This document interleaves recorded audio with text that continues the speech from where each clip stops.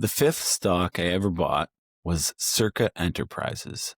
I found it by running a screen for companies that were small caps, profitable, and had a share price of under $1. I was working with a limited amount of funds. Fractional share ownership wasn't really a thing at the time. And I wanted something where I could buy in board lots. At the time, a lot was 100 shares. And you would pay higher commissions if you bought something in an odd lot, which was something outside of 100 shares. So I ran a screener. Circa was not a company I was even familiar with, but it was profitable. It was trading at a low PE. And best of all, it was under $1. I bought 500 shares for 74 cents, May 28th, 1999.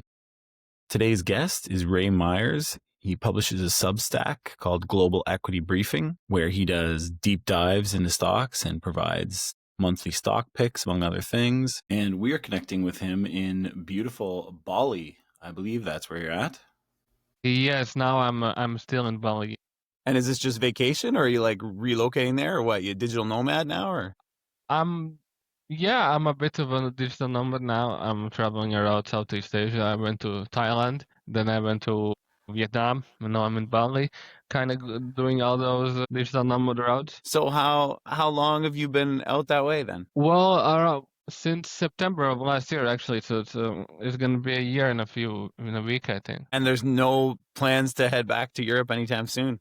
Well, except for Christmas, because if I don't come back for Christmas, my mother will be very angry and she might come back to take me. So That's fair.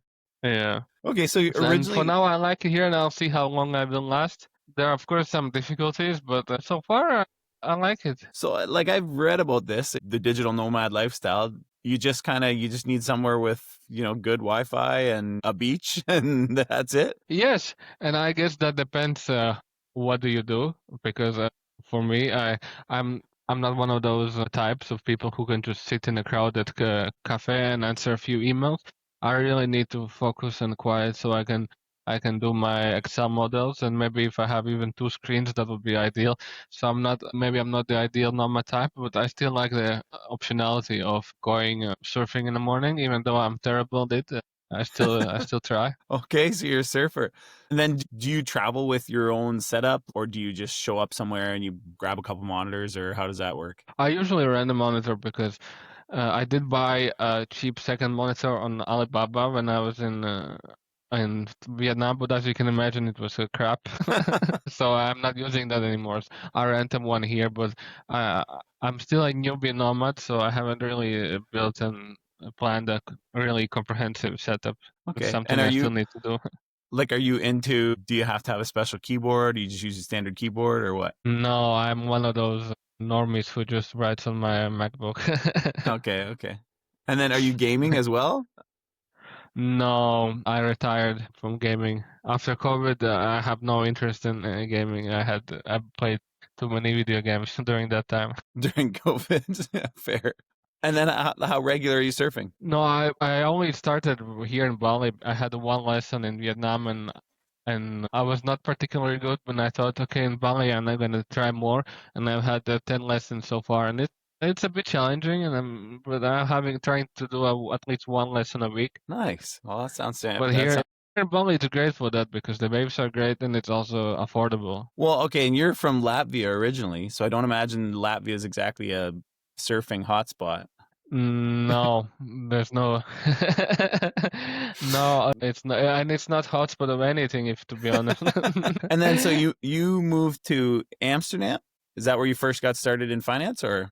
No, I moved to The Hague. Okay. That's where the International Criminal Court is, and I finished my degree in finance there, and then I got a job for a company in Amsterdam, and I was just working for corporate finance for a few years, and then I started writing Substack on the side, and now since September I'm basically kind of doing it full time, but I only started charging for it last month, and so far I'm quite satisfied with the reception I've got. So maybe I will actually make a job out of this, and I don't need to go back to Latvia and sleep on my father's couch, as he warned me. So are you still at all part-time it says, were you a treasury analyst? Yeah, I was a treasury analyst for a company in Amsterdam, and I don't want to go into too many specifics, but it's a company that I think is getting disrupted by AI. Oh, So that's okay. why I was okay. Maybe I should leave the ship before it sinks. And I was just focusing on cash forecasting. That was kind of my specialty. Now, when you say So treasury just analyst, making. like, was that, Sorry. or like you're looking at bonds? No, I was not doing that part of treasury analysis. I was doing cash flow forecasting. So just making sure that all the entities had enough money, cash flow for whatever they needed for any capex projects or dividends or whatnot. So I was not in that department that was planning bonds or treasury investments, just cash flow. Okay. And so were you investing from a young age? I saw there that they called you what, budget as a kid because you're always into the budgets of the movies? Yes, when I was in elementary school, I really liked movies, but I like the money aspect of it. So I was always talking with my friend. My God, the new Spider-Man made this and that. How many millions? And my friend were like, "Oh my God, it's a lot of money." And then they start calling me budget because I kept talking about the movie earnings and whatnot. But I actually started investing when I was in university. I think in 2017 or 2018 when I began investing, but that was on a simple level.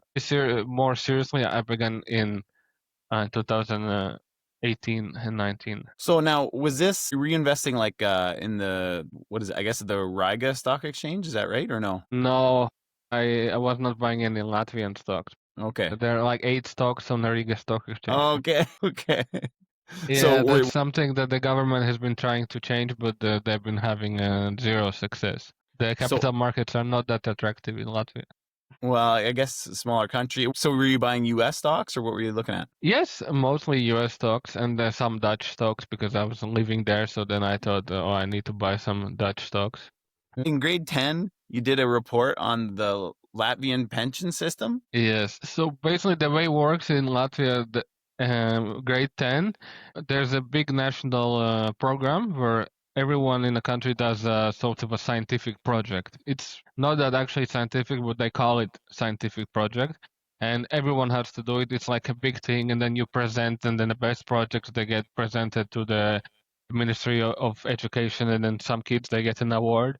I didn't get an award, but for this project, I wanted to make a project about economics because I liked this topic. And then I spoke with my teacher, and she suggested to do a project on the Latvian pension funds. And that's what I did. And then I basically began my project by asking my parents, hey, do you know what pension fund you use? And they have like no idea because I don't know, something my work does for me. Some letter comes once a month and I never check it.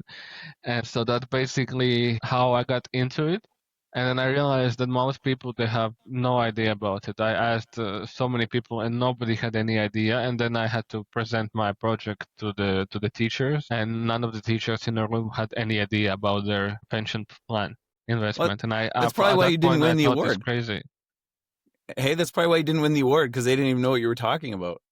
Exactly, because you could basically decide whether or not you want your pension plan to be aggressive or semi-aggressive, and there are a few choices that you can pick, and nobody even knew what choice they had chosen. So is that kind of where you really started to get interested in stocks? Was it through that? And that was a little bit, yes, I became not necessarily in stocks in general, but more in finance Yeah.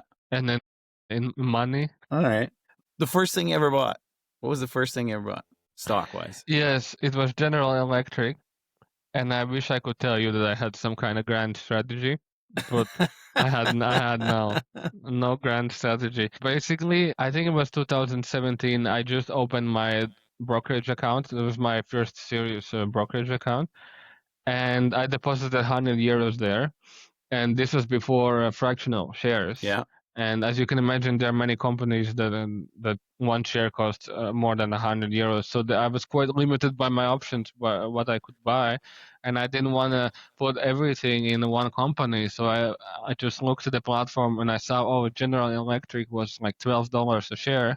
I think this was pre-reverse split because they did a reverse split, and I just bought a few shares. And that's it. I just, oh, General Electric, I heard about this company. I'm not sure what they do. It's cheap. Let me buy it. Well, That's it.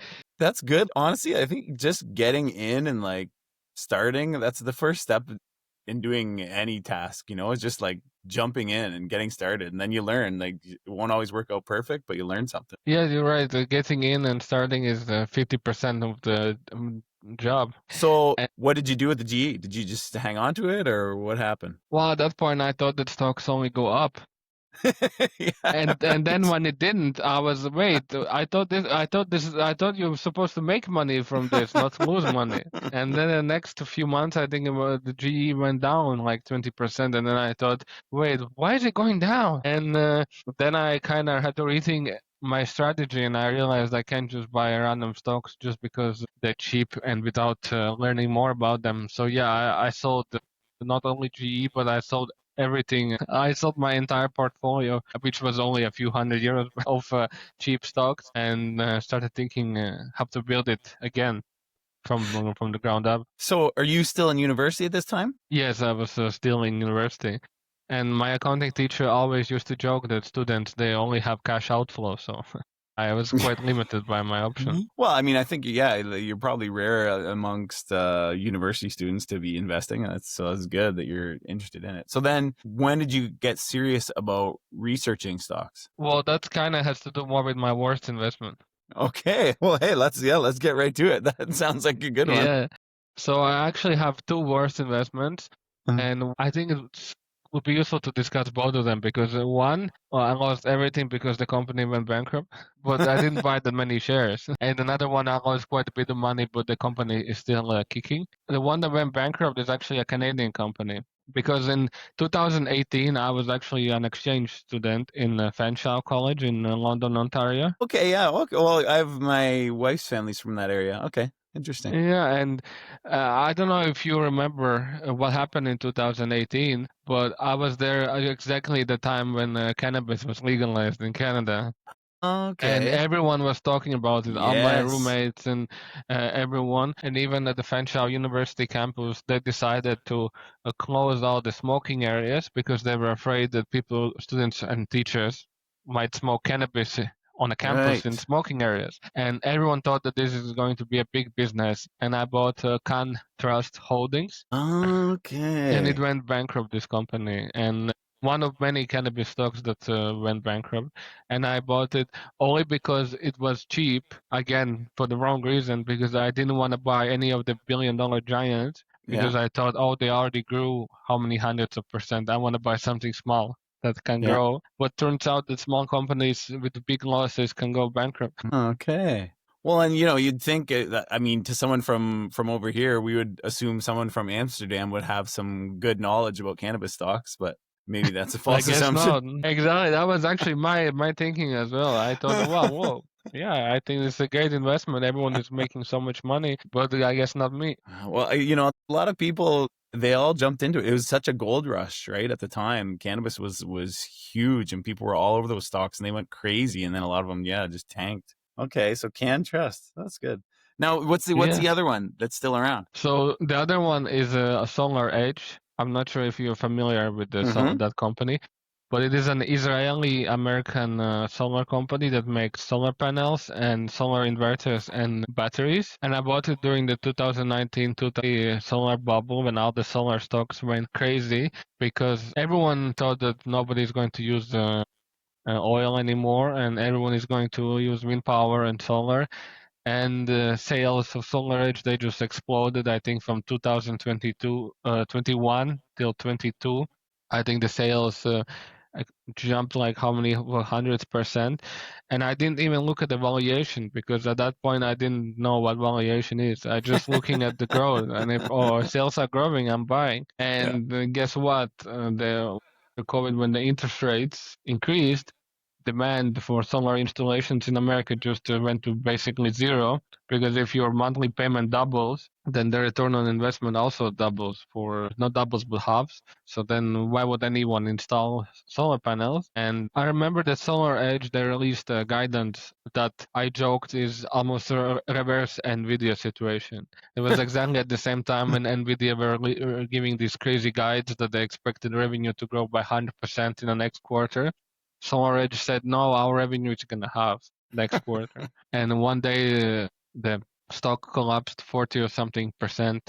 And that was kind of my lesson. I learned that from that point that I can't just buy random companies and looking at narratives and what analysts are saying. I need to look at the bigger picture and also look at the valuation. So it was after kind of those two that you really started digging into the background of stocks? Yes, those really kind of taught me a lesson. And Solar Edge, I still haven't sold it because I'm keeping it in my brokerage portfolio as a lesson, as a reminder for my hubris. It's still down almost close to 90%, even though I just checked before this interview that it's up 160% in the last year. You can't really see that in my, it's still down 80% or 90% in my brokerage account. Well, there's something to be said for having that big red, glaring symbol in your brokerage account as a reminder. That's interesting that you Yes. keep that there. Okay.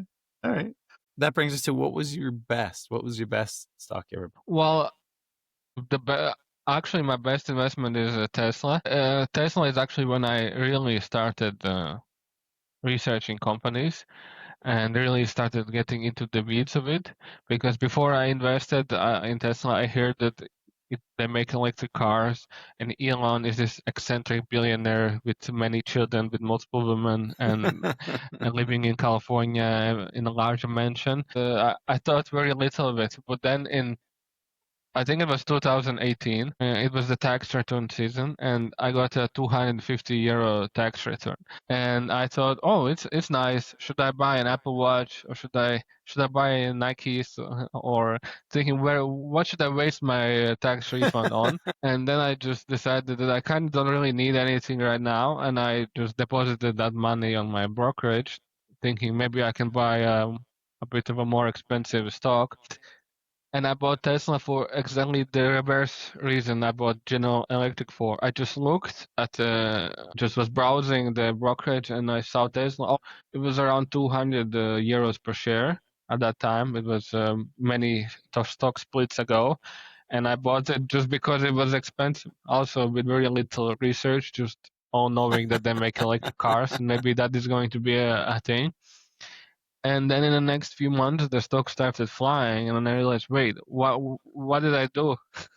why am I making so much money? The stock went up a few 100% in a short period of time, and then I realized, wait, maybe I accidentally found something. And then I just started obsessing about the company, and I became a Tesla fanboy.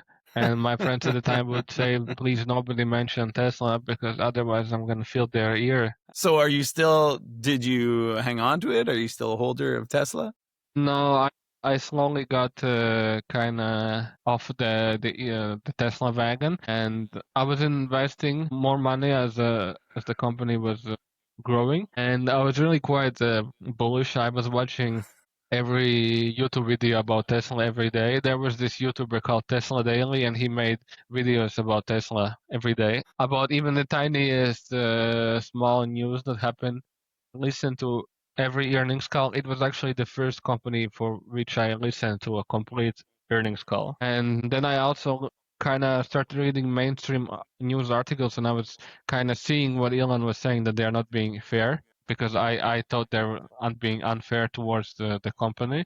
But then after the war in Ukraine, I kind of started getting a bit disappointed in Elon, because in my opinion, his takes on the war were like completely wrong.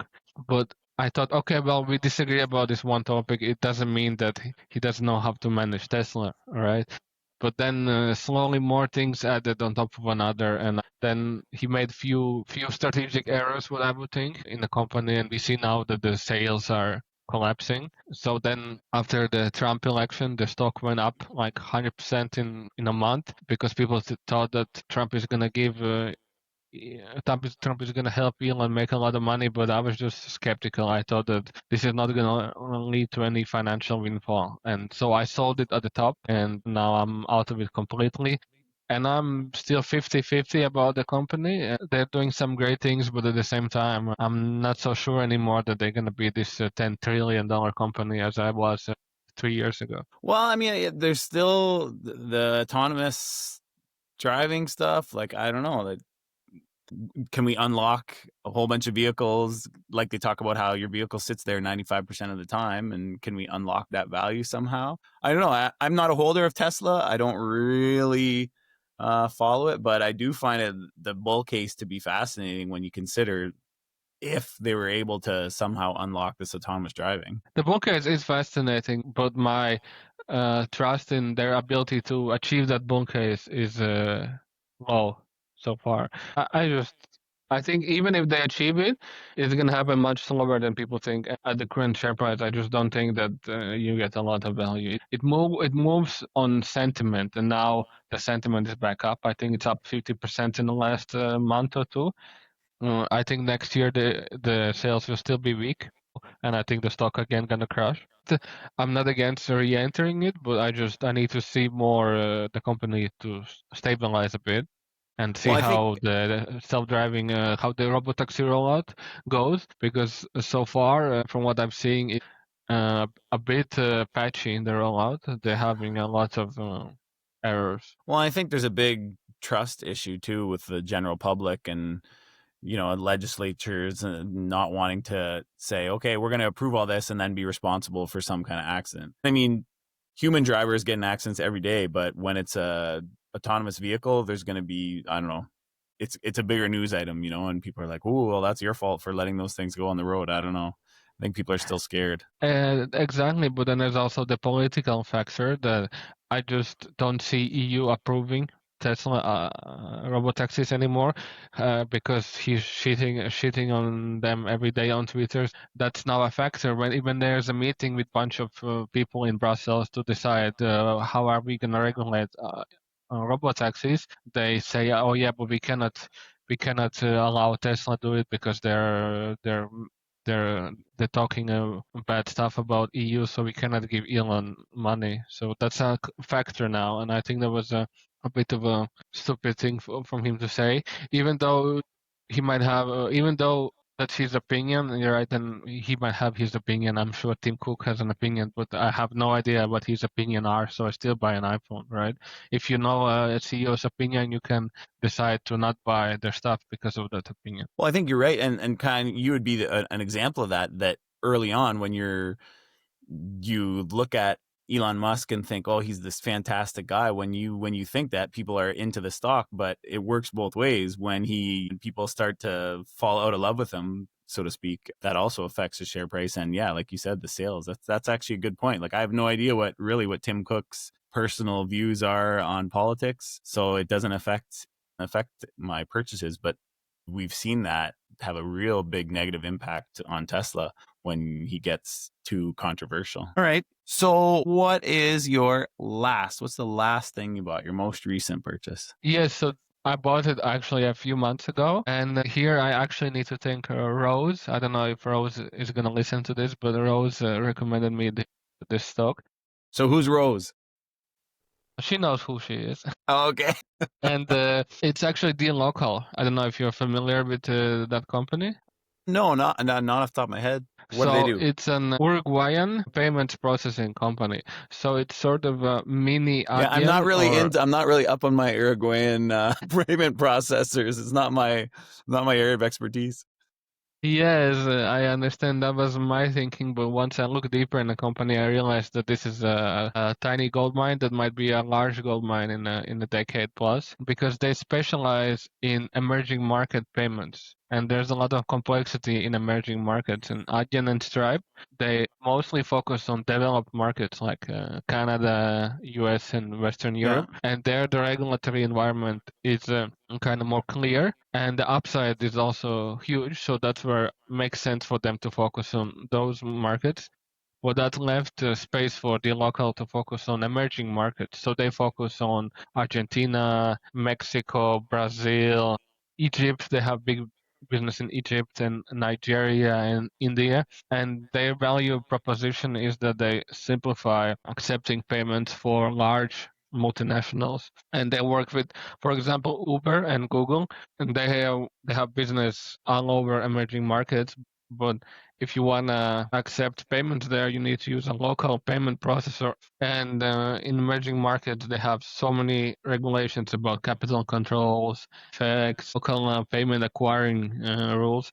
And it's complex and tedious. So for Uber, it's just easier to do work with dLocal. And with dLocal, they can accept payments in 40 countries in 500 different payment methods through one interface. So instead of having 20 different interfaces, and Uber can just have one interface with dLocal and see their sales in 40 countries and accept many payment methods. Because in emerging markets, they're basically leapfrogging development steps. In Western Europe, we went from cash to credit cards to mobile payments now, but in emerging markets, skipping debit cards and going straight to mobile payments. And Adyen and Stripe, they don't have as many integrations with these local mobile payments. And dLocal helps Netflix take all these different mobile payments in so many countries. And in the next 20 years, their payment volumes for dLocal will just explode. That's basically my thesis.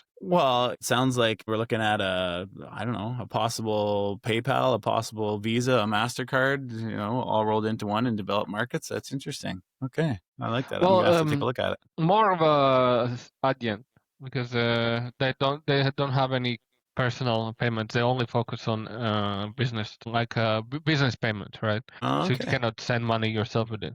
Well, and you said they're in Nigeria and Egypt. I'm just looking at them here. It looks like they got offices all over the place. Yes, and they also work as an aggregator. So in certain locations, they have their own licenses to operate as a payment acquirer, but in other locations they don't. And so they just offer Uber the cheapest one. So they integrate, I don't know, 6 payment acquirers in Nigeria, and then they route payments to whoever is the best, basically. Yeah. And Uber doesn't need to worry about that, because Uber just works with the local figure out how I can process payments and what's the cheapest way to do it, and tell me how much I need to pay you for that, and that's it. Yeah, and then as a company, you're just sticking to your knitting. I'm worried about my business, and dLocal's going to handle the payment stuff for me. That's Yes, and if interesting. you would open the chart of payment volumes, in 5 years ago, they were processing, if I remember correctly, around $2 billion. And I think last quarter they did already 5 billion. So they went from 2 billion a year to 5 billion a quarter now. So they're making almost close to 30 billion in payment volume a year. Yeah, I'm going to have to do a little bit of a deeper dive into that. It's interesting. Okay, good. Okay, so let's talk a little bit about your Substack. Oh, how long ago did you say you start this? It's been just over a year. Is that right? So I basically, during that GameStop mania, Yeah. I was Fiasco, whatever reading. you want to call it. Yes, I was kind of watching a lot of YouTube videos and learning more about investing at that point. And Were I you a Wall Street bets guy? no, I was not. First time I hear about it was after in the news. And at that point I kind of decided that I need to learn more about it. And then I started watching a lot of YouTube videos, and then I started looking for where I can learn about investing more. And then I read an article on Substack, and that's basically how I discovered Substack during the GameStop mania. And then during the next year and a half or 2 years, I was reading sometimes a few articles on investing. And then just this one evening when I was bored and I was reading an article, I think even on Mercado, I think I was reading an article on Mercado Libre. It's like a Brazilian Amazon. And I just realized, wait, I can do this. And then a few months later, in February 2024, I started writing for my Substack. And that's how Global Equity Briefing was born. And I focus mostly on growth stocks. But because my philosophy is that I don't want to buy $1 for 50 cents. Everyone always says on X that whenever I post something about some growth stock, I have the comments are, oh, I want to buy a $1 for 50 cents, or I only buy companies that are 8 PE. And I think because when people first start learning about investing, they hear about Warren Buffett and they watch some videos and they learn that the only way to become rich is you need to buy companies for 6 PE that grow 2% a year, hoping that they move to 8 PE or increase to 4% a year.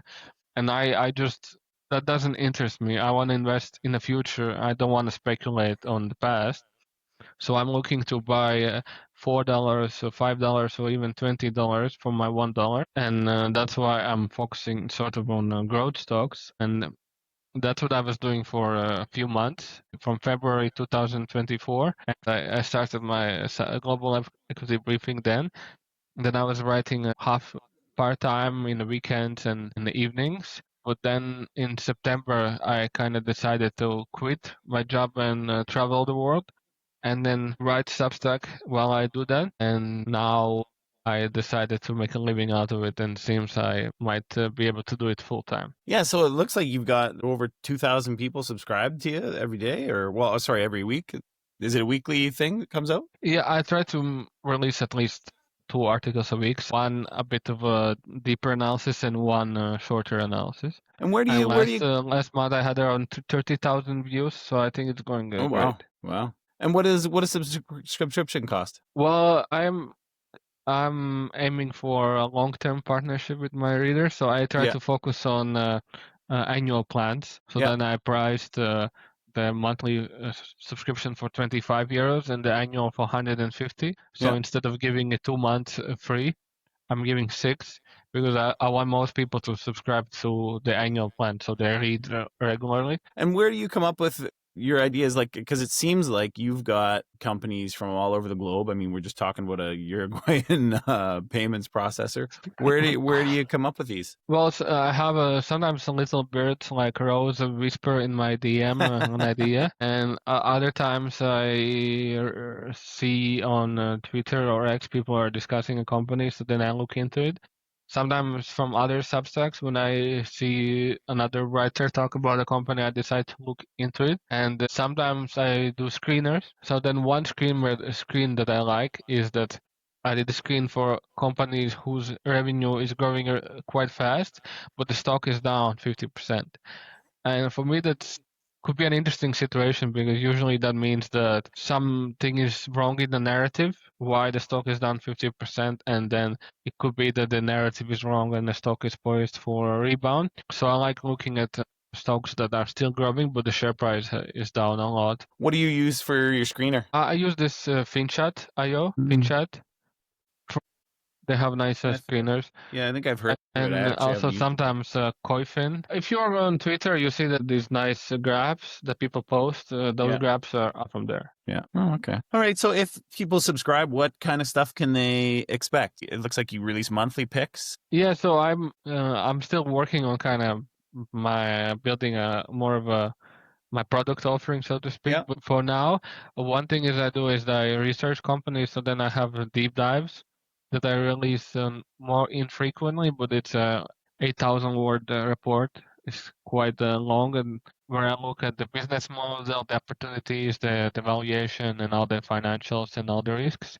That sometimes I release a bit of an investment cases where it's shorter. It's around 3 or 4,000 words, where I focus more on the business model and valuation and less on the financial analysis and the risks. And then other times I have a bit of a smaller articles that I release infrequently. I have this stock battles where I just compare companies that are in a similar industry, a similar niche. I did one on Visa and MasterCard. I compared their business and Novo Nordisk and Eli Lilly. So that's something I do.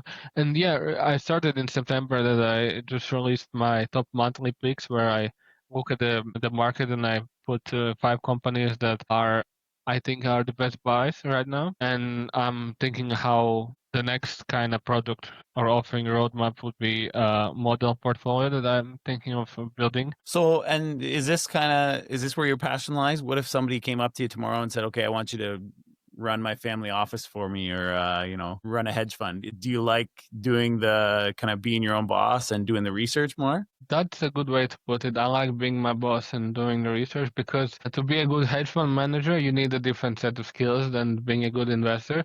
Because I think a lot of hedge fund managers, they're not good investors. They're good marketers. Even the biggest hedge fund manager, his name skipped my brain, but the most famous one, the one who always talks about the book and the circles and the faces. Oh, Ray Dalio? Yeah. Ray Dalio. He's not a great investor. If you see, his fund has underperformed everything in the last decade, but he has the biggest hedge fund because he's the best marketer. He would tell his speeches in all the books and raising money from Saudis and allegedly Russian investors. Don't quote me on that. So you need to ask him when I have him on my podcast. Yeah. Ask him how many billions he has taken from the Russians. So I'm not really looking to open a fund. That's not something that interests me, because, as I said, you need to be, your core competency when you run a fund is being a marketer, not an investor, because you need to raise money, and even the worst investor can raise a lot of money. Well, and I mean, I'm talking to you right now. You're in Bali and you're surfing once a week. So, I mean, it sounds like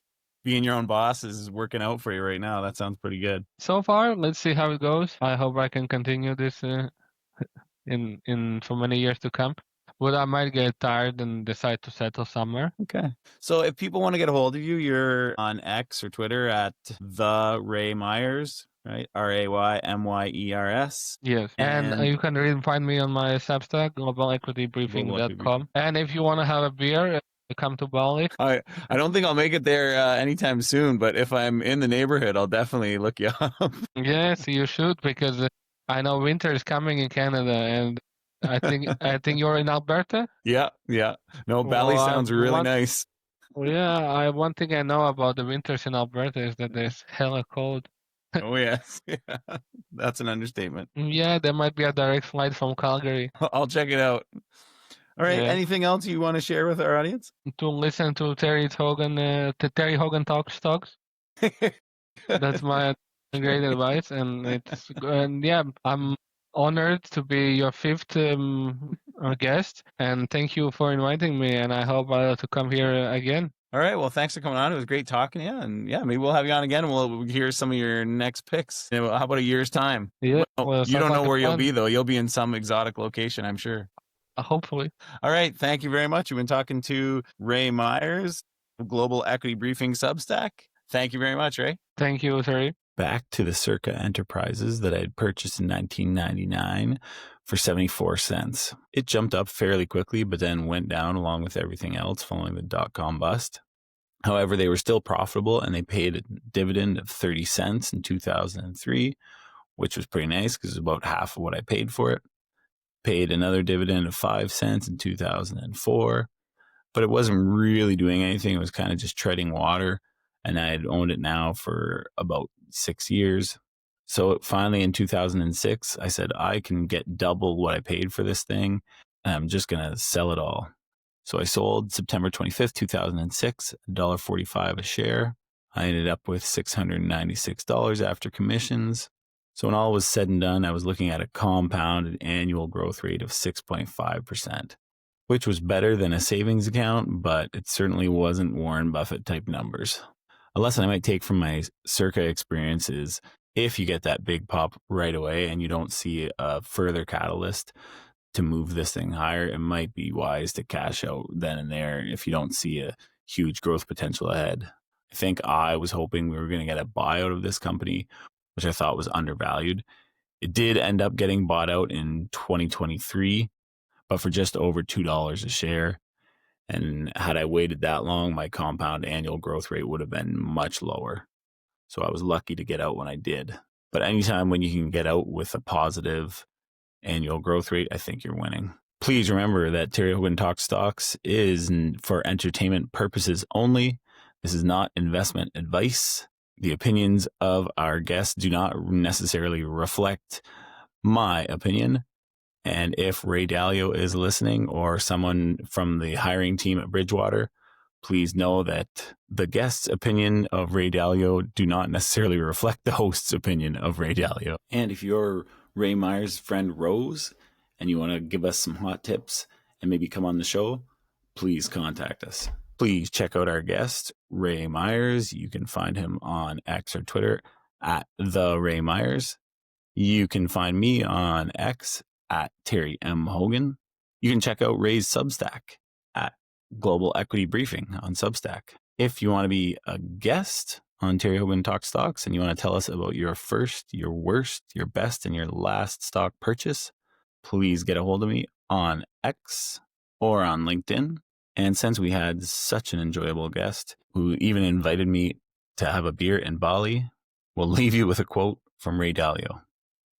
Make your passion and your work one and the same, and do it with people you want to be with.